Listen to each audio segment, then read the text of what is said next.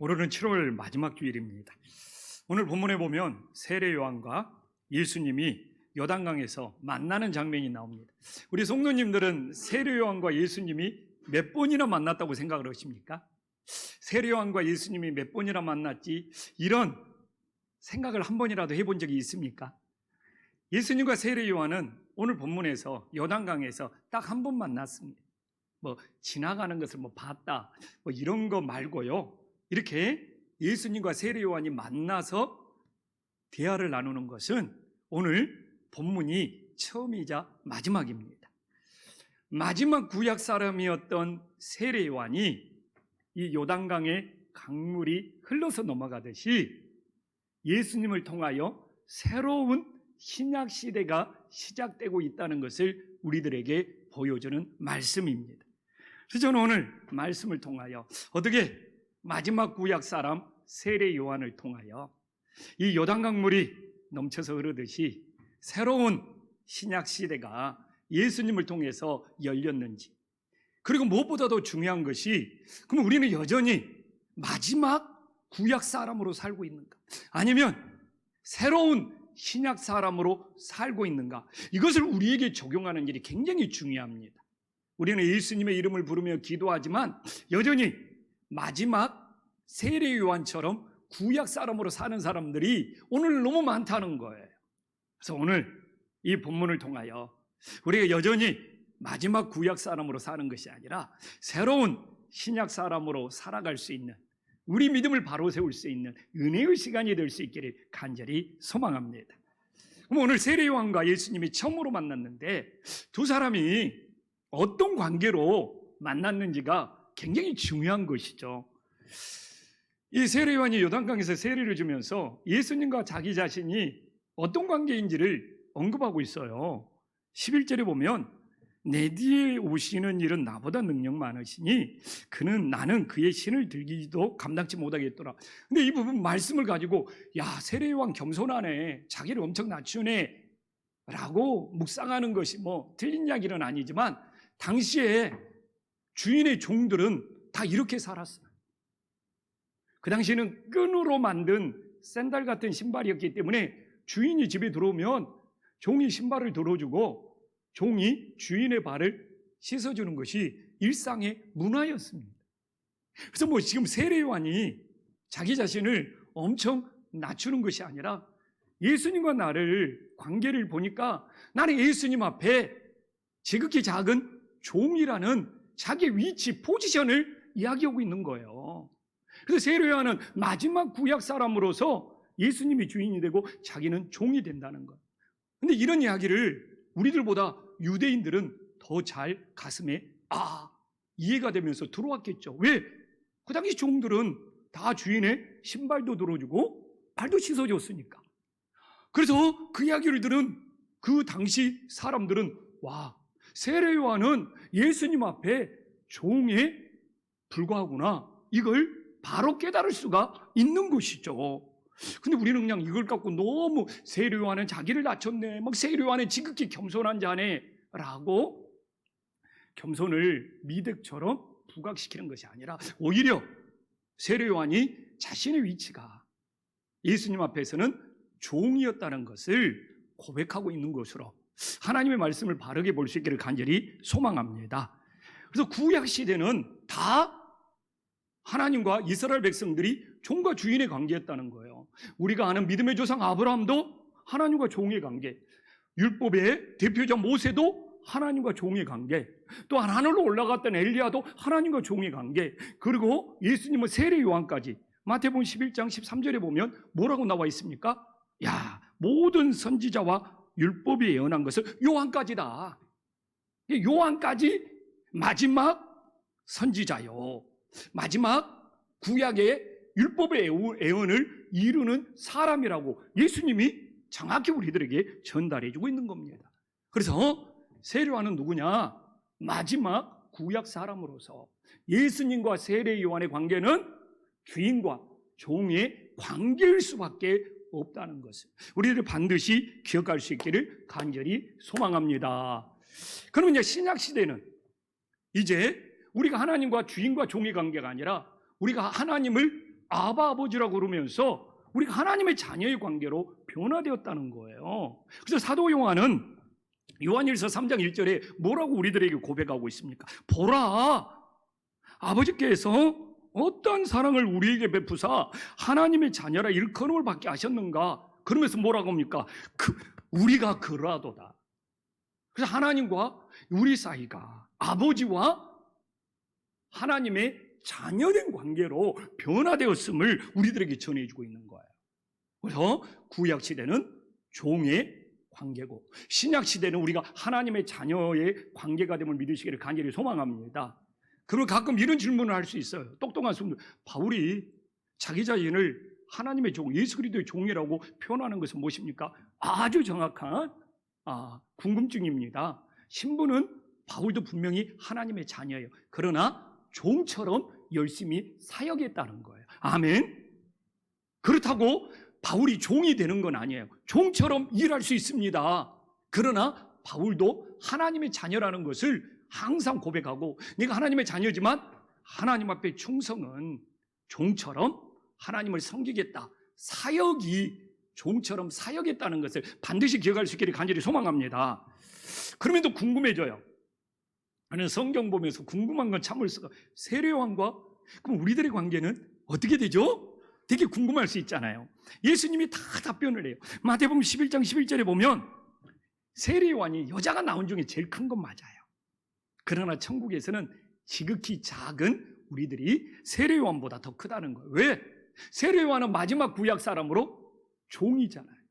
그러나 우리는 지극히 작은 자일지라도 어떻게 해요?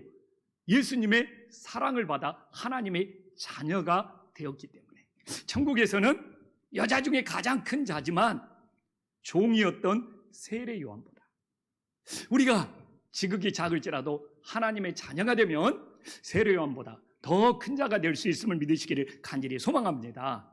그럼 오늘 예수님께서 이 말씀을 가지고 신분의 차이를 말하겠냐 이거예요. 하나님의 자녀된 우리가 예수님의 얼마나 큰 사랑을 받았는지, 주님의 얼마나 큰 사랑을 받았는지를 우리들에게 전하고 있다는 것을 반드시 기억할 수 있기를 간절히 소망합니다. 그래서 오늘도 코로나로 가정에서 예배드리고 또 교회에서 예배드리잖아요. 그런데도 부모들은 막 자녀들에게 예배자가 되어라, 온전한 예배자가 되어라 안 다가옵니다. 예배자가 되려면 나를 하나님의 자녀로 삼아주신 예수님의 사랑이 얼마나 크다는 걸 알아야지. 우리가 간절하게 하나님의 예배자가 될 수 있는 것. 그래서 우리는 막 그 율법의 종처럼 막 우리 주변 사람들을, 내 남편을, 내 자녀를 막 내가 율법의 잣대로 막 예배의 틀 속에 가두려고 합니다. 그러나 그 결과는 어떻게 할 수가 없어요. 그러나 나를 주님의 자녀로 만들어주신 하나님의 사랑이 얼마나 큰지를 알면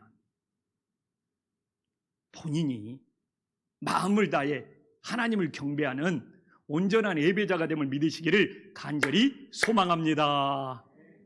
그래서 우리는 교회의 종처럼 일하러 오는 것이 아니란 말입니다. 그래서 가끔 교회에서 종처럼 일만 하고 예배를, 하나님을 사랑으로 만나는 이 하나님의 자녀된 예배를 소홀히 하는 일들이 얼마나 많습니까?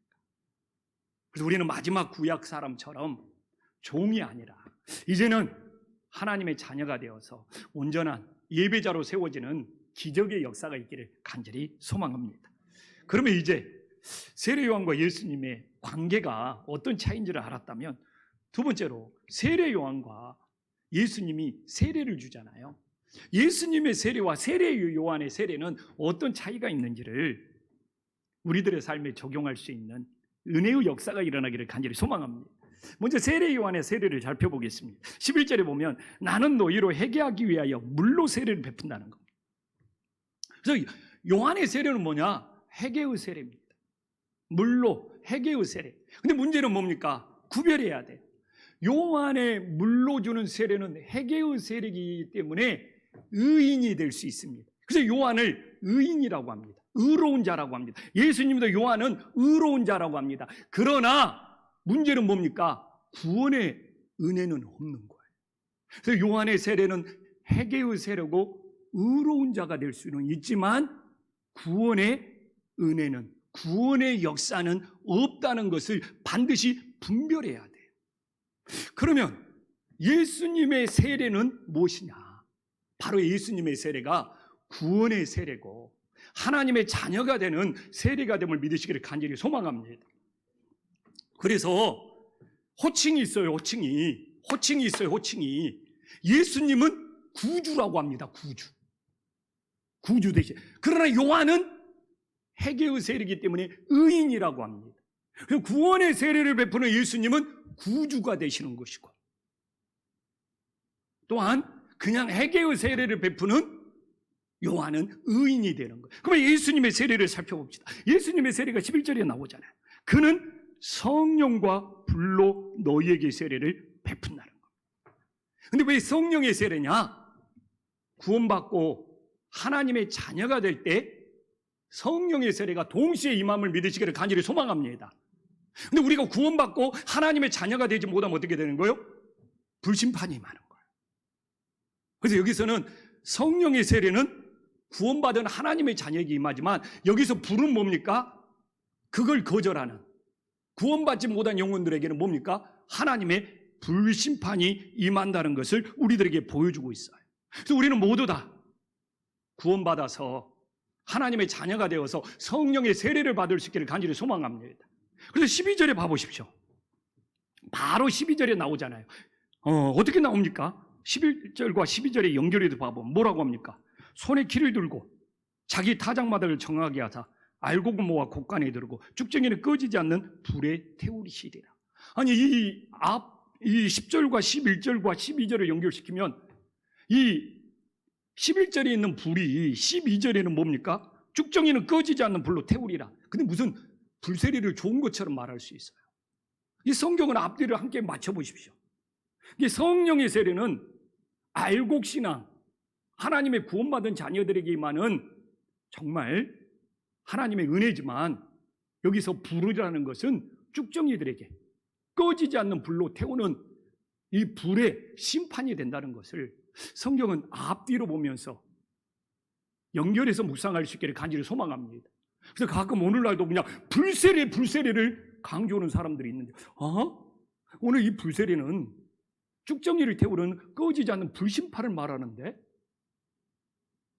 그래서 우리가 늘 하나님의 말씀을 오용하는 일이 없기를 간절히 소망합니다. 그래서 우리가 11절과 연결해서 보면 성령의 세례는 11절과 12절을 같이 한번 보여주실래요? 연결해서 보면 어떻게 됩니까? 11절과 12절을 연결해서 보면 성령의 세례는 알곡신앙에게 임한다는 거예요. 알곡신앙. 그리고 우리가 성령의 세례를 받아서 알곡신앙이 되면 어떻게 되는 거예요? 천국 공간에 들어가지만 우리가 성령의 세례를 받지 못하면 어떻게 되는 거예요? 쭉정이 신앙이 되어서 하나님의 불심판을 받는다는 것을 우리들이 다시 한번 기억할 수 있기를 간절히 소망합니다. 그럼 우리들이 막 착각할 수 있잖아요. 내가 알곡신앙이냐 쭉정이 신앙이냐, 내 자녀는 쭉정이 신앙, 그건 우리가 판단하면 절대로 안 돼요. 그건 누가 해야 될 일이에요? 하나님이 하실 일이에요.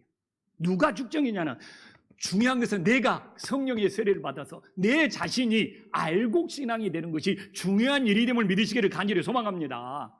근데 우리는 가끔 내 주변에 누가 쭉정이냐 내가 판단하려고 하는 우를 보면 이건 우리의 영역이 아니에요. 우리의 영역은 내가 성령의 세례를 받아서 알곡신앙이 된다는 것을 믿으시기를 간절히 소망합니다.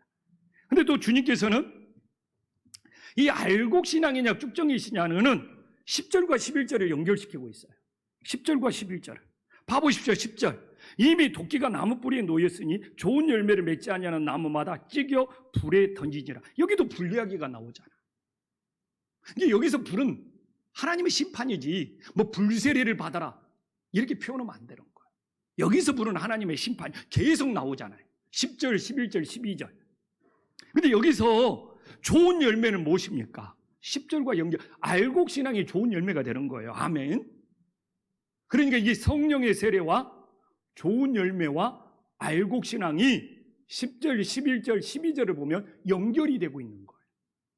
그러나 여기서 이렇게 쭉정이 신앙과 이렇게 불신앙과 열매를 맺지 못하는 것이 또 연결이 되고 있는 거예요. 그래서 오늘날 저는 그렇습니다. 사람의 방법으로는 절대로 좋은 열매를 맺을 수 없어요. 쭉정이가 됩니다. 우리는 성령의 세례를 통하여 좋은 열매를 맺을 수 있는 알곡신앙이 되어서 천국 곳간에 들어가는 은혜의 역사가 있기를 간절히 소망합니다.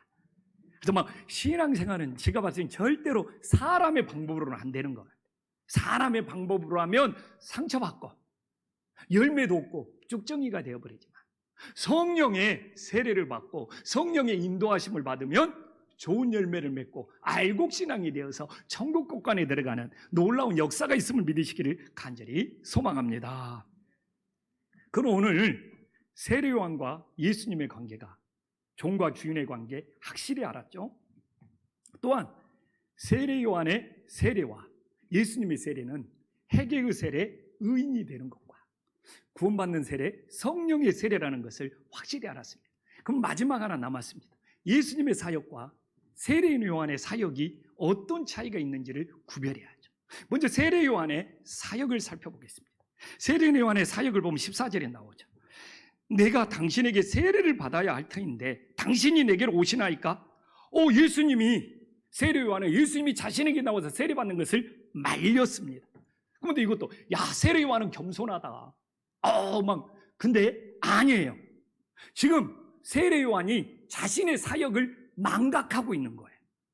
자신의 사명을 저버리는 거예요. 그래서 예수님이 15절에 바로 이렇게 말합니다. 이제 허락하라.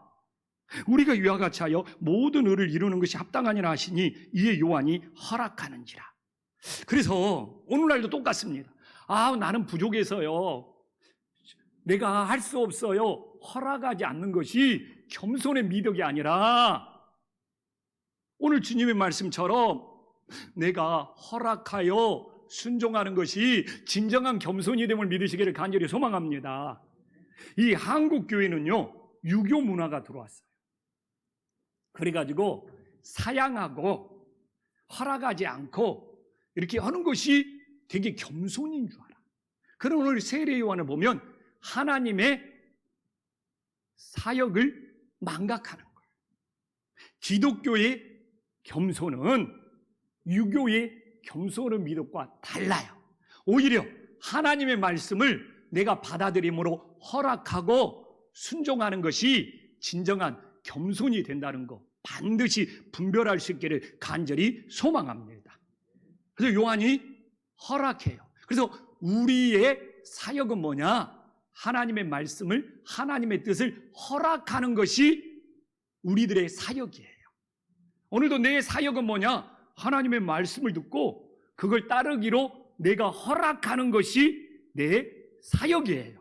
내 사명이고, 우리가 하나님처럼 말씀으로 명령하는 것이 아니라 말씀을 듣고 받아들이고 허락하고 순종하는 것이 세례 요한의 사역이었다는 것을 반드시 기억하기를 간절히 소망합니다.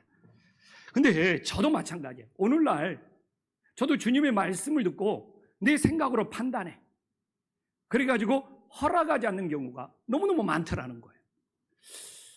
지금 코로나가 다시 심해져서 비대면 예배를 드리고 있잖아요.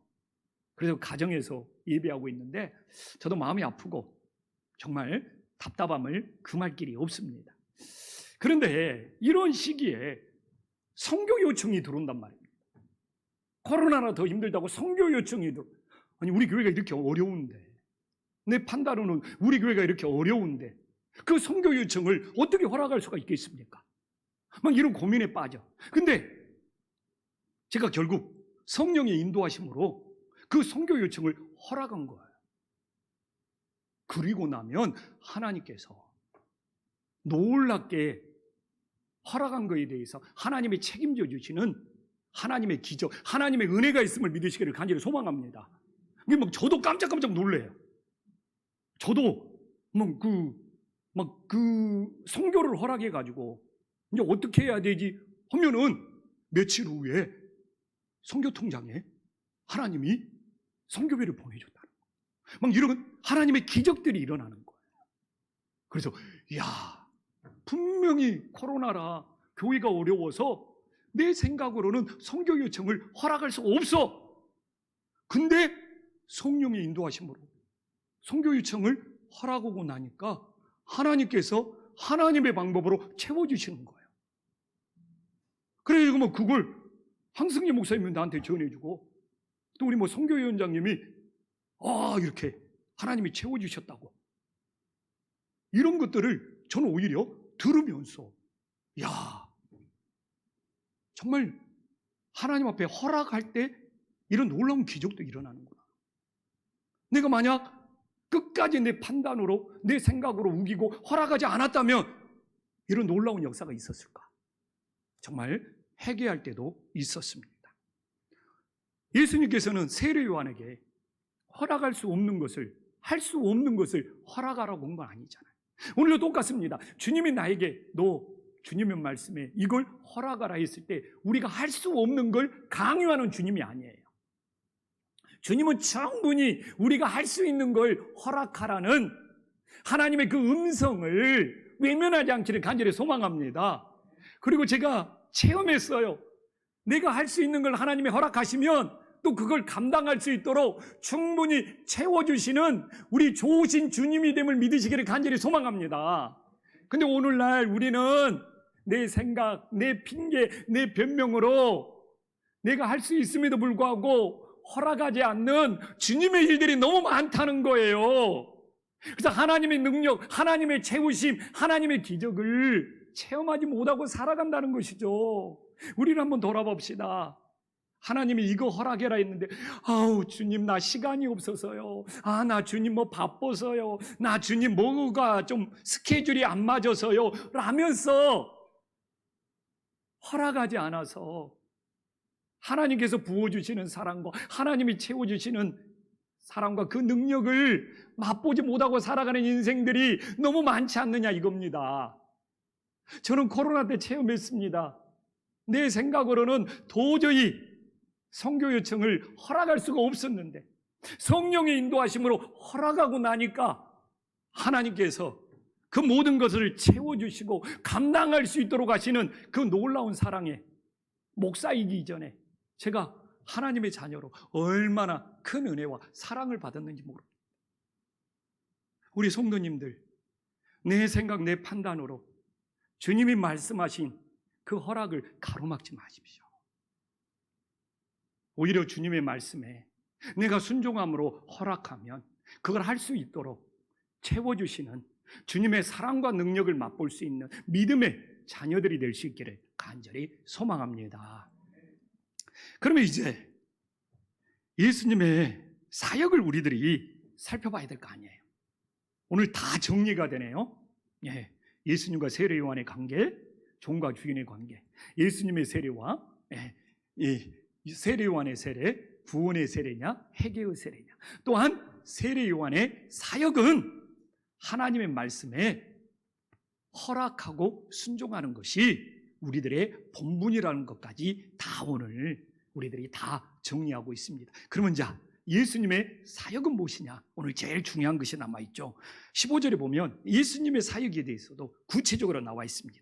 우리가 이와 같이 하여 모든 의를 이루는 것이 합당하니라. 이게 예수님의 사역이 됨을 믿으시기를 간절히 소망합니다. 예수님은 모든 의를 이루고 나서 합당해야 돼. 합당하지 않는 것은 예수님이 모든 의를 이루지 않는 거예요. 이게 교회도 하나님 앞에 모든 것이 합당해야지 하나님의 의가 이루어지고 있음을 믿으시기를 간절히 소망합니다. 그래서 합당하지 않는 것을 우겨대는 것은 주님의 뜻이 아니야. 믿음이고 막 신앙이라고 하면서 가끔 합당하지 않는 것을 막 뜬구름 잡기로 들이대는 경우가 있는데 모든 의를 이루는 것은 정말 합당하게 처리되는, 이루어지는 그 열매가 있어야지 주님의 뜻, 주님의 의가됨을 믿으시기를 간절히 소망합니다. 그러면 이제 중요한 것이 남았잖아요. 예수님이 세례 요한에게 세례를 받으면서 도대체 무슨 의를 이룬다는 거냐? 오늘 이것을 우리가 잘 묵상을 해야죠. 첫 번째는 뭡니까? 주님께서는 율법의 모든 의를 다 이루셨어요. 이제 율법을 완성하시고 율법의 마침이 되었어요. 바울이 로마서 10장 4절에 봐보십시오. 그리스도는, 예수님은 모든 믿는 자에게 의를 이루기 위하여 율법의 마침이 되었네. 율법의 완성이 되었네. 율법을 폐기 처분하는 것이 아니라 예수님이 다 마치고 완성하고 율법을 다 이루신 거예요. 그래서 예수님이 오셨기 때문에 율법을 다 이루시고 완성하여 율법을 마칠 수가 있었던 거예요. 그래서 이제는 우리가 신약 시대에는 율법의 종로로 서러는 것이 아니라 복음의 자녀가 되는 놀라운 역사가 있기를 간절히 소망합니다. 근데 제가 이야기했잖아요. 예수님의 이름을 부르면서도 율법의 종로로 도는 신앙들이 너무 많다니까요. 어떤 사람들이 율법의 종로로 단 신앙이냐? 하나님과 조건부 신앙, 하나님과 거래하는 신앙이 율법의 종로로 다는 신앙이에요. 그러나 복음의 자녀, 주님의 자녀는 뭡니까? 하나님과 사랑으로 만나는 거예요. 그래서 율법의 종로로 서러면 주님과 조건부입니다.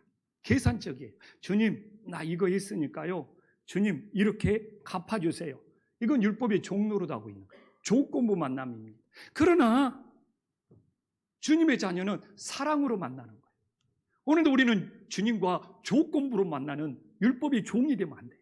내가 오늘 예배 드렸으니까요, 주님 한 주간 동안도 나한테 이렇게 베풀어 주세요. 이건 조건부 거래하는 율법의 종 노릇이에요. 그러나 복음의 자녀로, 주님의 자녀로, 오늘 주님과 사랑으로 만나면, 오늘 이렇게 주님과 사랑으로 예배 드렸으니 날마다 주님과 사랑으로 함께하는 믿음의 자녀들이 되기를 간절히 소망합니다. 그래서 언젠가는 살펴보겠지만 탕자의 비유에 첫째 아들과 둘째 아들이 나옵니다. 둘째 아들은 방탕했지만 아버지의 사랑을 깨달았어요. 그러나 첫째 아들은 분명히 첫째 아들인데, 자녀인데 아버지하고 끊임없이 율법의 종으로 만나고 있는 거예요. 아버지의 자녀이기 때문에 첫째 아들이 아버지 거가 다 내 거고 아버지의 사랑을 다 받고 있음에도 불구하고 여전히 율법의 종으로 계산하는 거예요. 아니, 저놈은 둘째 아들은 집 나갔다가 들어와서 소도 잡았는데 나는 왜 염소 새끼 한 마리 안 잡아주냐? 아니, 아버지의 아들로서 아버지와 사랑의 관계인데 이 첫째 아들이, 둘째 아들은 송아지, 나는 염소 새끼 한 마리 없었다고 조건부, 거래. 그래서 탕자의 비유에서 첫째 아들이 착한 것 같은데, 집안에서 성실히 이런 것 같은데 문제가 뭐라고요? 율법의 종으로 일을 했다는 거예요. 자기가 자녀임에도 불구하고. 오늘날도 똑같습니다. 우리는 자녀로 주님과 사랑의 만남이 되어야 되는데 탕자의 비유의 첫째 아들처럼 율법의 종으로 만나면서 하나님과 여전히 조건부로 계산하고 있으면 하나님 앞에 섭섭증 걸려서 우리의 신앙이 쭉정이가 될 수 있는 거예요. 그래서 우리가 율법에 다 마침이 되어서 이제는 우리가 복음의 자녀가 되어서 주님과 사랑의 관계를 회복함으로 알곡 신앙들이 될 수 있기를 간절히 소망합니다. 또한 예수님께서 모든 의를 합당하게 이루시는 건 뭡니까? 삼위일체 하나님이 연합하여 모든 의를 이루고 있다는 거예요. 16절과 17절에 봐보십시오. 예수님이 단독으로 모든 의를 이루는 것이 아니라 세례받을 때 성령 하나님이 임재하고 있습니다. 또한 17절에는 성부 하나님께서 하늘에서 소리가 있어 말씀하심으로, 말씀하시는 성부 하나님이 비둘기처럼 영으로 임하시는 성령님께서 세례받을 때 이 삼위일체 하나님이 연합하여 함께 모든 의를 이루고 있다는 거예요. 얼마나 놀랍습니까? 그래서 우리는 삼위일체 하나님의 연합하심을, 함께하심을 본받을 수 있기를 간절히 소망합니다. 그래서 우리는 구원은 각자 혼자 받지만 신앙생활은 연합해서 함께해야 되는 거예요. 그리고 이단들은 삼위일체 하나님을 고백하지 않습니다. 이게 부담스러운 거예요. 신천지는 삼위일체 하나님을 거부합니다. 고백하지 않습니다. 너무 표가 나는 거예요. 어제도 우리 성도님 한 분이 천지일보, 신천지 교리를 가지고 저한테 질문을 한 거예요. 사실 예전 같았으면 제가 당황했을 거예요.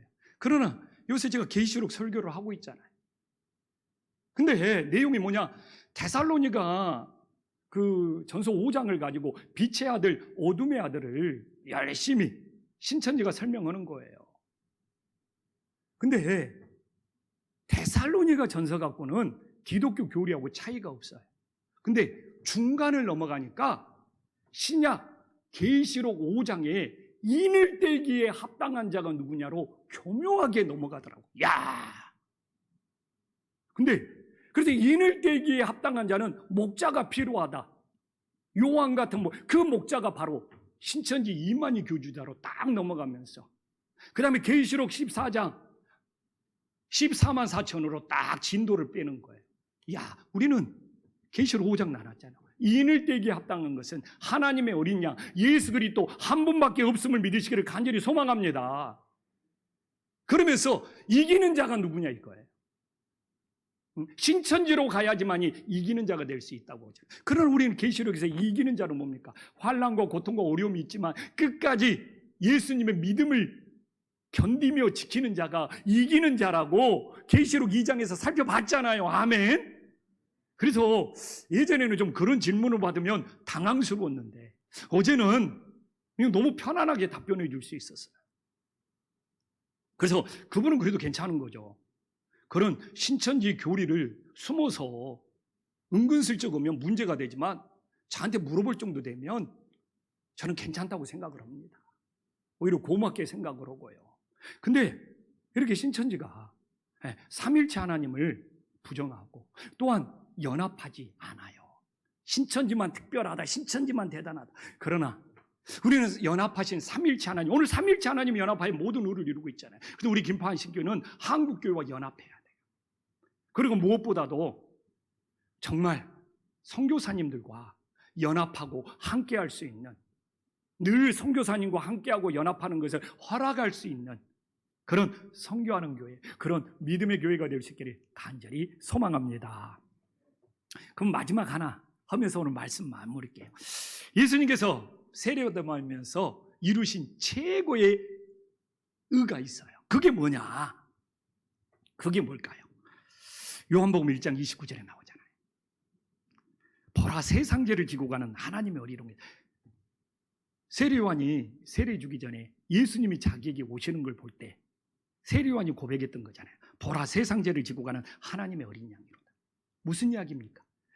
세례요한의 세례는 단순한 세례가 아니라 세상의 모든 죄를, 우리의 모든 죄를 어린 양 대신 예수님께 떠넘기는, 전가하는, 예수님이 짊어지게 만드는 최고의 의식이었음을 우리들이 다시 한번 기억할 수 있기를 간절히 소망합니다.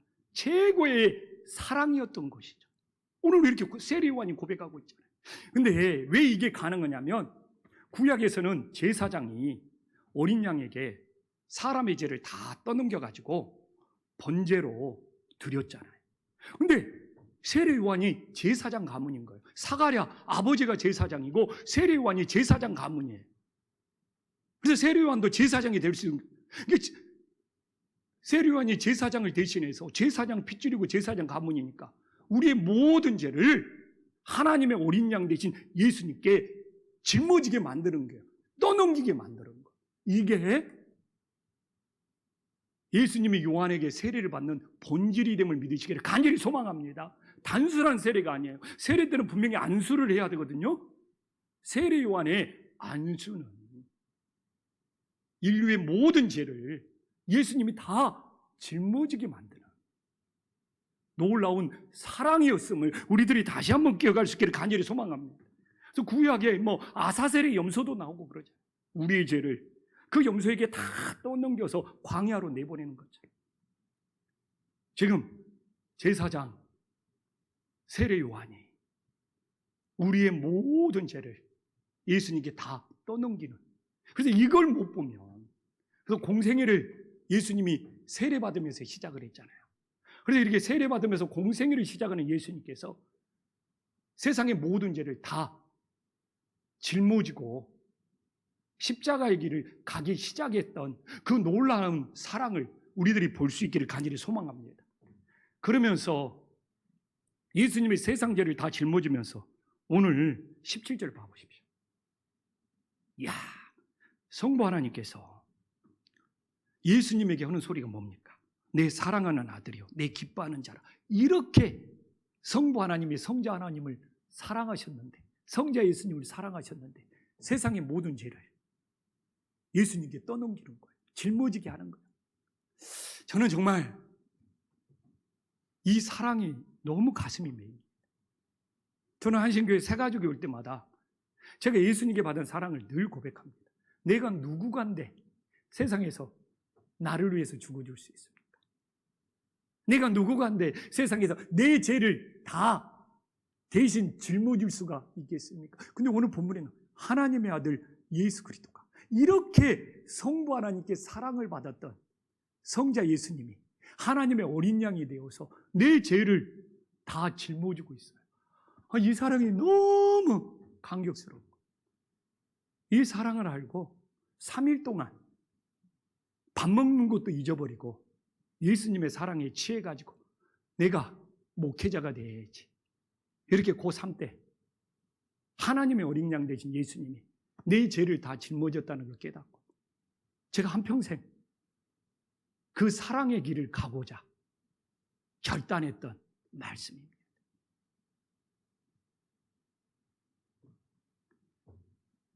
오늘날 지금 재앙이죠, 재앙. 코로나 재앙, 폭염의 기후재앙으로 쌍코피가 터질 만큼 힘드네, 어렵네, 지치네, 이런 아우성과 탄식 소리가 나오고 있습니다. 어떻게 해야 됩니까?